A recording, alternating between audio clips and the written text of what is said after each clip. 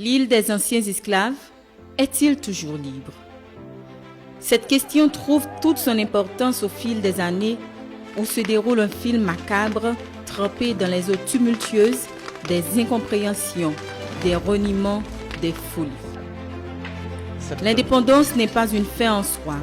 Elle requiert l'amour, consistance, détermination continue en vue de sauvegarder les acquis et protéger ses bénéficiaires contre toutes les attaques de ses nombreux ennemis. Et justement, les ennemis sont nombreux et partout. La résistance de ce peuple n'a d'égal que son envie de vivre envers et contre tous. Rares sont les moments de répit et de réjouissance à cause de la méchanceté, de la guerre pour s'accaparer le petit reste laissé aux pauvres, aux masses. Toute la bataille s'inscrit dans cette dynamique.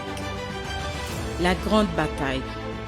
En Haïti, l'espace laissé aux masses est mince et insignifiant. Depuis toujours, les meilleures places sont réservées aux élites, aux oligarques du système de génération en génération.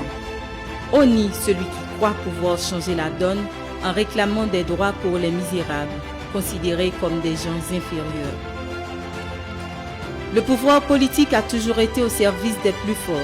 Après l'indépendance, les intérêts ont pris le dessus. Jean-Jacques Dessalines, le père de l'indépendance, celui qui voulait une juste répartition, a été froidement et sauvagement assassiné. Et depuis, les inégalités se sont installées pour accoucher de cette société d'exclusion, de mépris et d'apartheid. Oui, cette société a accouché de nègres en dehors et nègres la ville, nègres en haut, nègres en bas, nègres noirs et petits rouges, nègres savés et gros orteils. Et les filles, les fils des assassins sont là pour continuer l'œuvre de leurs parents. À travers les élections, les pauvres sont toujours utilisés pour permettre l'accession de femmes et d'hommes dévoués au système qui exécute la feuille de route de l'oligarchie, à savoir perpétuer les inégalités. Jamais un fils du peuple au pouvoir. Les régimes se sont succédés. Le peuple a toujours croupi dans la misère et la crasse. Personne n'ose intervenir en vue de changer la donne. Les tentatives ont tout échoué, et de la pire des manières, dans l'atrocité, dans le sang. Les élections de 2016 ont livré leur verdict. Elles ont porté au pouvoir un fils de paysan, venu de l'arrière-pays, Jovenel Moïse. Une situation vite dénoncée par les gardes du système qui y voient un danger potentiel, une menace pour l'avenir si les paysans s'unissent autour de cette figure emblématique pour réclamer leurs droits violés, bafoués. L'offensive a été violente dès le premier jour de la présidence. Un nid de vipères. Il fallait faire un état des lieux. Le nouveau président a vite affirmé ses intentions. Il voulait donner une place de choix aux agriculteurs, aux paysans, aux oubliés depuis 1804. Pour s'y faire, il fallait attaquer de front le nid de vipères sans se faire piquer par leur venin mortel. C'est la guerre. On ne touche pas au monopole. Les premières actions du chef de l'État l'ont condamné. Il a coupé des contrats illégaux de l'ordre de 4,5 milliards de dollars.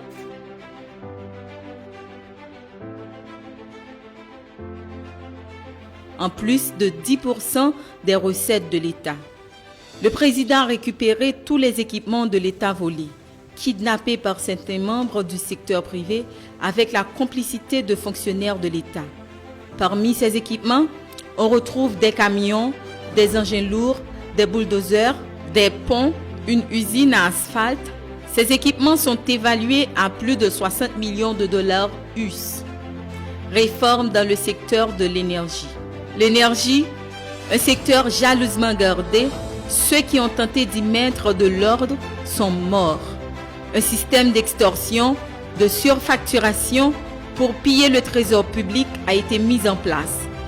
300 millions de dollars US par année pour fournir du courant. En 13 ans, ces gens ont volé 3 milliards 900 millions de dollars US. Lorsque le président Jovenel Moïse, sur avis des experts tant nationaux qu'internationaux, décida de s'attaquer et de corriger le désordre constaté dans le secteur de l'énergie, il ne s'attendait pas à cette riposte violente. À ces morts sur le pavé, il comprit enfin la profondeur de l'escroquerie. La mainmise de la mafia locale sur l'économie et les ressources du pays. Cela lui a valu toutes les attaques, surtout les déstabilisations programmées pour l'empêcher de concrétiser ses promesses de campagne. Il a résisté néanmoins et continué à travailler pour le bien-être de ses mandants et de la population haïtienne en général. Le courant 24/24 est effectif.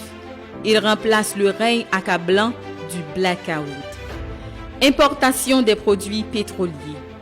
Un autre stratagème mis en place par les oligarques qui en veulent à Jovenel Moïse. Il achetait le carburant directement sur le marché international à des prix préférentiels, plats, pour le revendre à l'État au prix fort via le Caribbean Posting. Ces transactions leur permettaient d'escroquer à l'État 20 millions de dollars par mois, 240 millions de dollars par an, 2,4 milliards de dollars en 10 ans. Sans oublier les vols à la pompe baptisés structure des prix.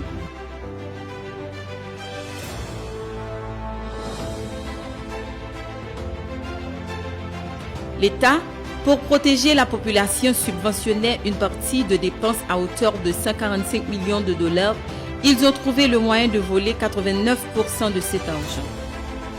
La déstabilisation du pays a une histoire. Il faut la connaître pour la comprendre. Autre manne, le marché d'échange du dollar. Spéculation sur le dollar, deux stratégies sont mises en place. À l'achat et à la vente, il faisait un bénéfice entre 4 et 10 gouttes sur chaque dollar au lieu de 3 centimes reconnus par les autorités de la Banque centrale. Deuxième stratégie, ils influencent et bénéficient de la dépréciation de la gourde de avril à juillet de 2020. Une opération qui visait deux objectifs. La première est économique, faire plus d'argent. La deuxième est politique, créer de l'instabilité, car ce sont des pêcheurs en eau trouble qui profitent du chaos pour basculer l'ordre de la société et maintenir leur monopole. Pour chaque 1% de dépréciation de la gourde, l'inflation, la vie chère augmente de 0,86%. Pour une dépréciation de 28%, l'inflation, la vie chère augmente de 26%.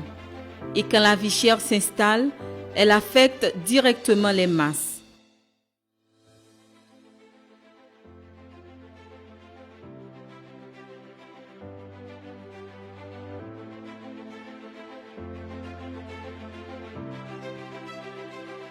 La caravane changement.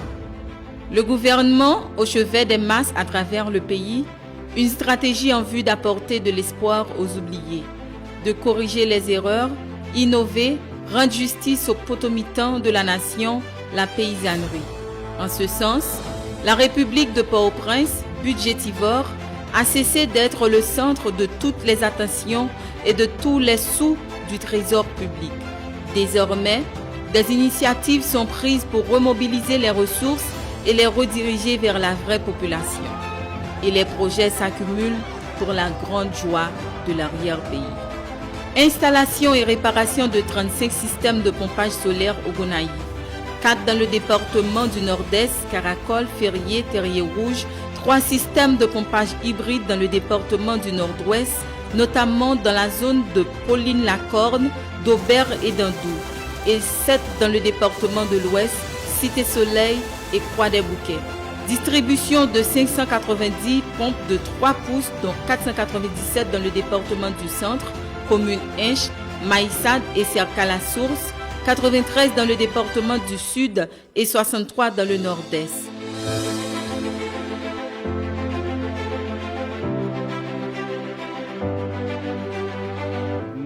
Habitation Bois de Lance, deuxième section commune Limonade. Nous tous sous 365 carottes. Ici, là, nous bien contents. Nous avons arrosage pour le jardin. Nous avons pile jardin. Soit regarder dans la zone là, nous avons pile jardin, nous avons pile banane, nous avons pile manioc, nous avons pile yam, nous avons pile taillot. Nous avons ici. La situation a changé. La vie vient tout de rose pour nous parce qu'avec l'eau ça. nous ne pouvons pas le Saint-Domingue à travailler encore parce que nous avons de l'eau pour nous travailler, nous ne pouvons pas le Saint-Domingue à travailler. Le président Jovenel a changé la vie pour nous. Avec le président Jovenel, nous sommes net. Avec les dépenses au président Jovenel Banouan, ils sont net. De l'eau, c'est la vie, de l'eau, c'est richesse. Nous jouons de l'eau pour babette nous jouons de l'eau pour nous travailler. Nous jouons une quantité de l'eau nous besoin pour nous travailler. Avec l'eau, ça, si nous avons pas l'école, si nous avons communié, nous avons l'argent, et puis nous avons travailler. Et nous avons souhaité que notre petit bout d'année qui était là, un an pour 2022, puis le président chance de faire tout le travail pour faire pour le peuple là, qu'à sortir dans la misère, qu'à sortir dans la grande route.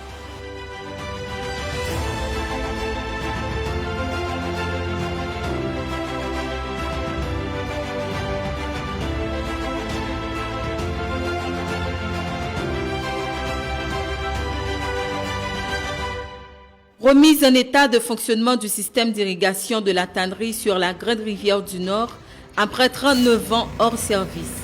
Construction de barrages, Marion dans le Nord-Est.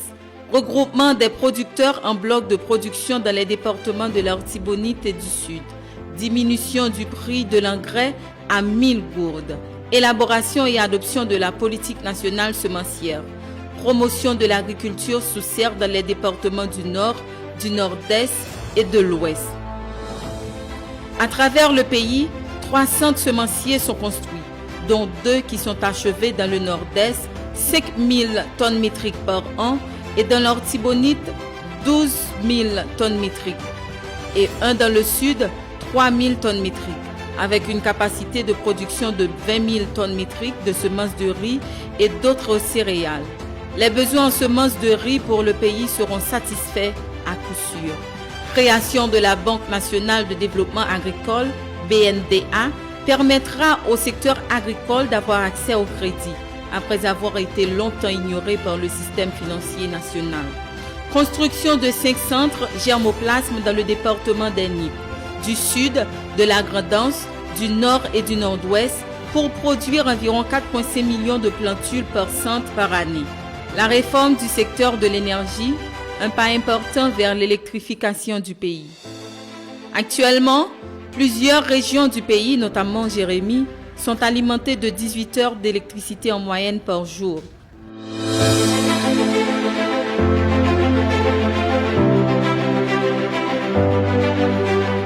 Jérémy, c'est un centre qui produit courant 24 sur 24. Les 24 sur 24 là, bon courant, c'est pas courant qui tombe élevé. Un produit qui est stable, côté tout le monde, tout petit marchand, tout artisan, tout capable de travailler. Pas une question de baleines, pas une question de Delco, pas une question de panneaux solaires dans Jérémy. Tout le monde a servi avec courant EDH là.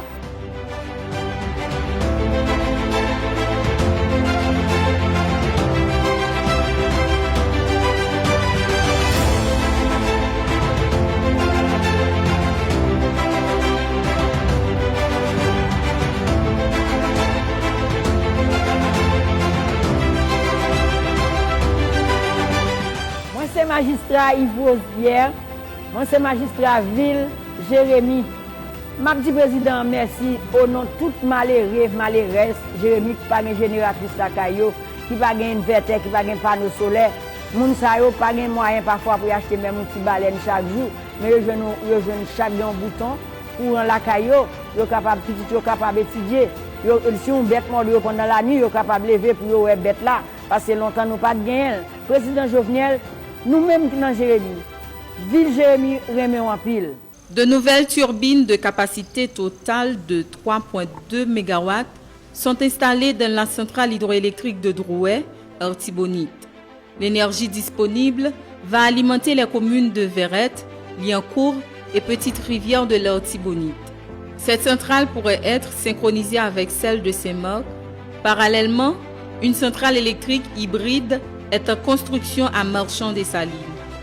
Pour la première fois depuis 1804, le service public d'électricité arrive dans les foyers du centre-ville de la commune de Chardonnières, Sud, située à environ 270 km de Port-au-Prince.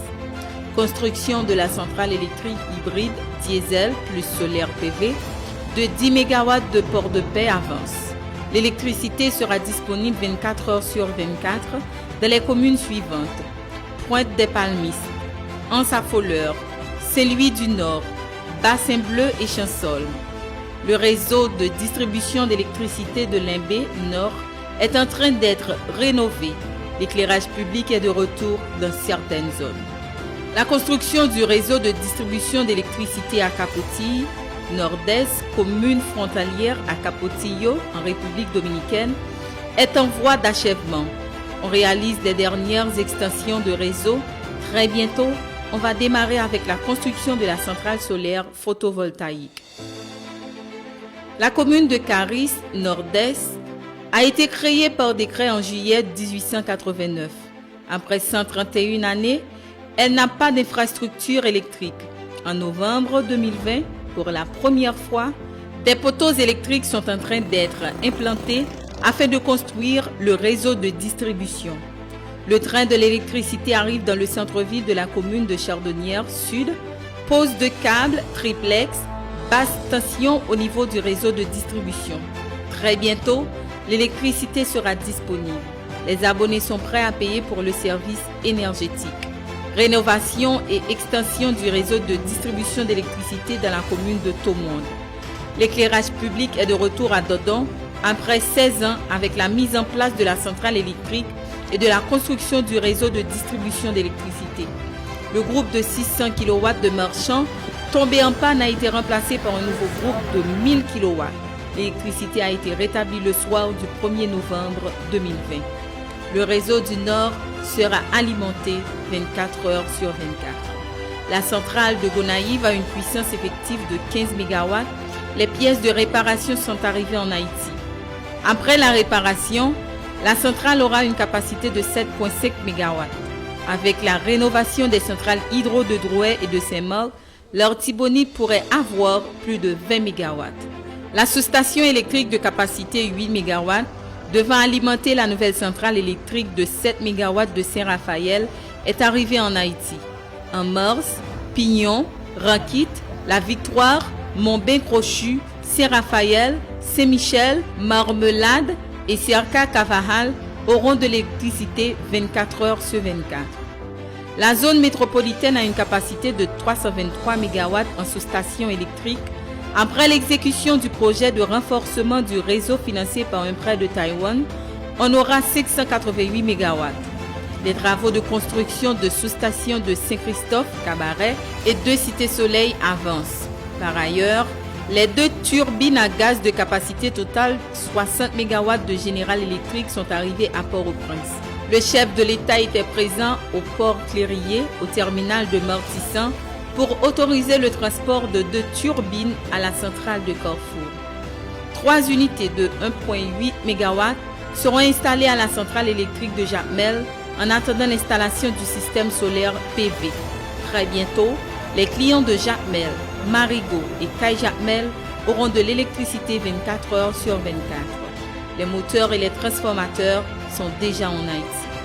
Les travaux de construction du réseau de distribution d'électricité dans les communes de Capotillo, Vallière et Montorganisé ont pris fin.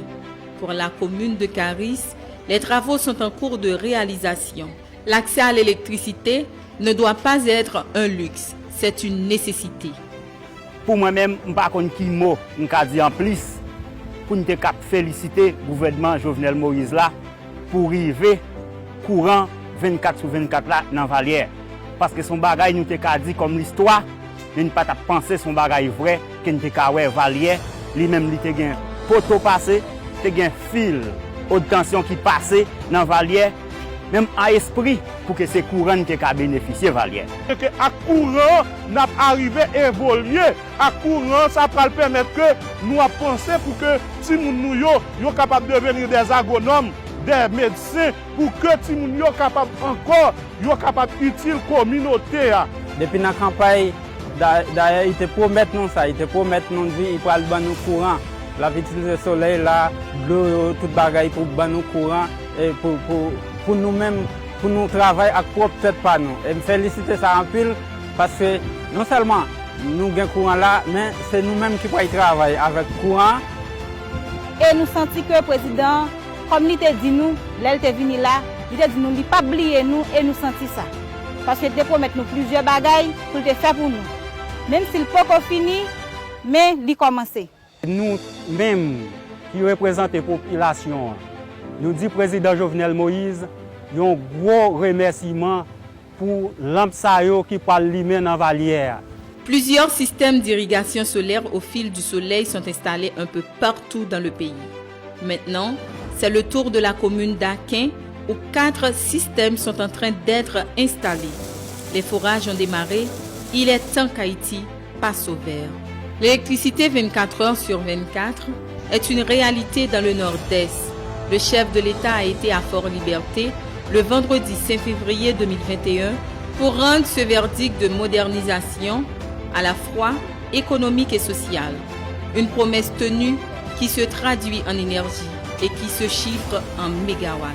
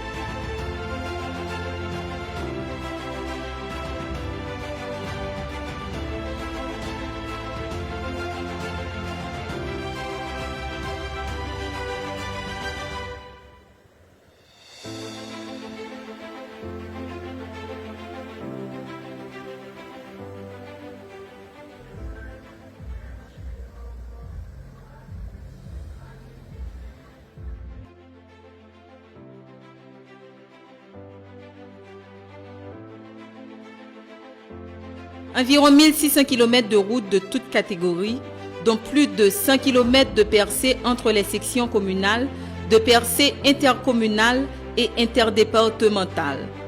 Dans les 10 départements du pays, sont en cours de construction.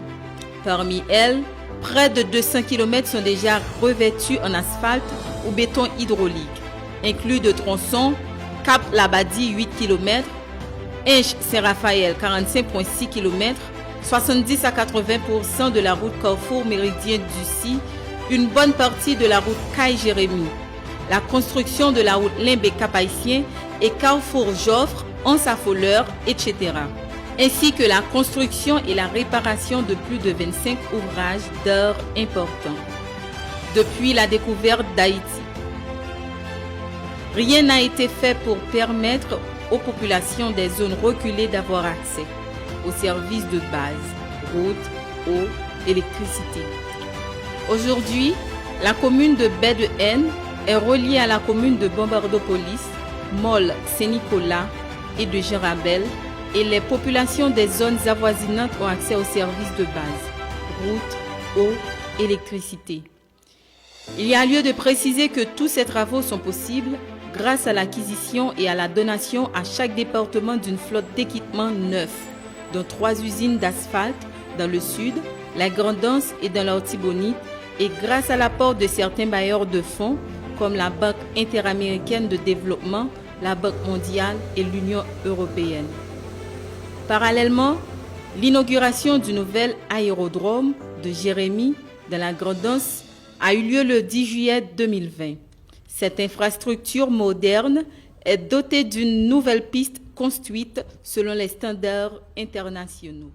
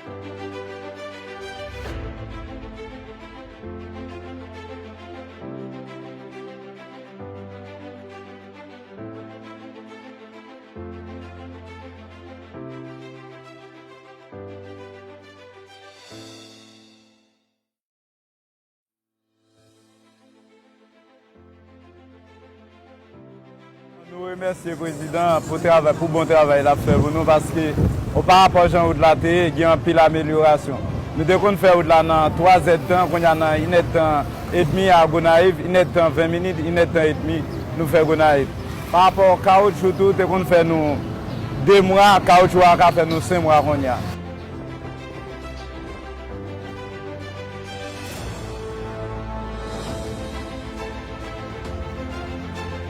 C'est Jovenel Moïse qui vient tirer nous dans la poussière. Pour moi-même, moi, Alpha, c'est le maillot cap pour moi, Alpha. C'est le maillot ami, moi, Alpha. Pour les moments qu'on y a, je n'ai pas de machine pour sur Alpha normal, sans problème. C'est le président ça seulement qui a fait ça pour nous. Tout le monde qui passe dans le pouvoir, c'est manger viré.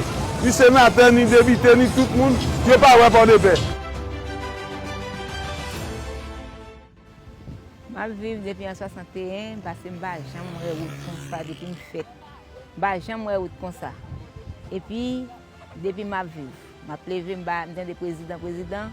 Tout président qui passait, toujours route là, c'est une route tellier, bodo, parfois on pas Port-au-Prince avant de Port-au-Prince. Si nous sortons matin à 4h, c'est pour presque 4h après-midi pour Port-au-Prince à cause de route là pas bon. Mais quand nous venons une belle route, quand nous avons parlé ensemble avant là, nous sommes arrivés à Port-au-Prince. Nous disons président merci pour le bel travail qu'il a fait, pour le bel travail qu'il a continué à faire parce que même le travail là pas fini non, mais moi nous voyons qui ça a fait, des belles bagages que le président a fait pour nous.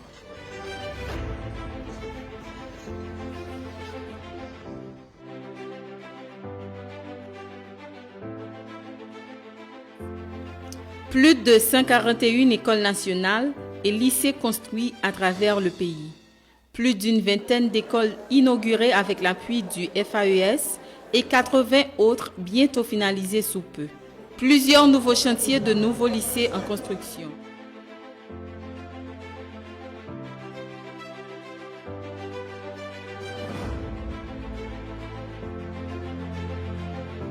« 25 nouvelles écoles en construction à travers le pays, financées par le Fonds national de l'éducation, FNE.